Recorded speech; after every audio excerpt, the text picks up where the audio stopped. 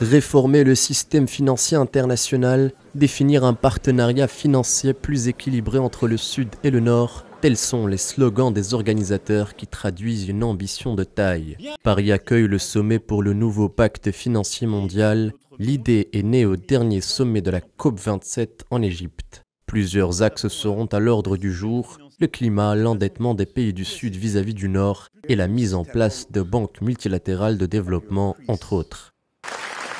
Autre préoccupation majeure, notamment pour les pays du Sud, la problématique de la dette qui devient source de crise financière et économique dans plusieurs nations, à l'instar de l'Argentine ou du Liban. Écoutez, retarder le traitement de la dette nuit à la fois aux créanciers et aux débiteurs.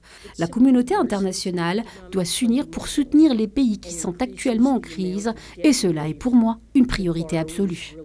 Janet. L'enjeu est cependant plus large. Le système financier international est pour beaucoup devenu obsolète. Les organismes financiers internationaux tels que la Banque mondiale ou le FMI sont jugés de plus en plus inadaptés aux besoins des pays du Sud. L'architecture de la finance internationale actuelle est issue des accords de Bretton Woods de 1944. La priorité était alors la reconstruction de l'Europe. 79 ans plus tard, de nouveaux défis ont émergé et des pays désormais indépendants exigent d'être pris en considération.